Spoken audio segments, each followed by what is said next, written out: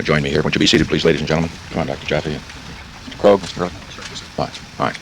Ladies and gentlemen, I would like to summarize for you the meeting that I have just had with the bipartisan leaders, which began at 8 o'clock and was completed 2 hours later.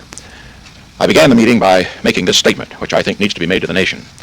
America's public enemy number one in the United States is drug abuse. In order to fight and defeat this enemy, it is necessary to wage a new all-out offensive. I've asked the Congress to provide the legislative authority and the funds to fuel this kind of an offensive. This will be a worldwide offensive, dealing with the problems of sources of supply as well as Americans who may be stationed abroad wherever they are in the world. It will be government-wide, pulling together the 9 different fragmented areas within the government in which this problem is now being handled. And it will be nationwide in terms of a new educational program that we trust will result from the discussions that we have had. With regard to this offensive, it is necessary first to have a new organization. And the new organization will be within the White House. Dr. Jaffe, who will be one of the briefers here today, will be the man directly responsible. He will report directly to me. And he will have the responsibility to take all of the government agencies, 9, that deal with the problems of rehabilitation, in which his primary responsibilities will be research and education, and see that they work not at cross purposes, but work together in dealing with the problem. If we're going to have a successful offensive, we need more money. Consequently, I'm asking the Congress for $155 million in new funds, which will bring the total amount this year in the budget for drug abuse, both in enforcement and treatment, to over $350 million. As far as the new money is concerned, incidentally, I have made it clear to the leaders that if this is not enough, if more can be used, if Dr. Jaffe, after studying this problem, finds that we can use more, more will be provided.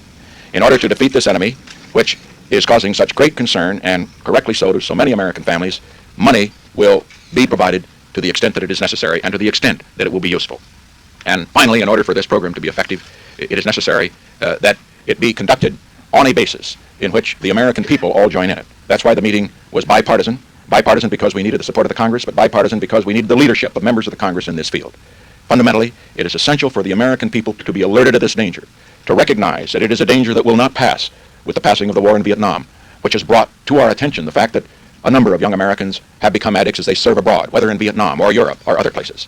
Because the problem existed before we became involved in Vietnam, it will continue to exist afterwards, and that is why this offensive deals with the problem there in Europe, but will then go on to deal with the problem throughout America.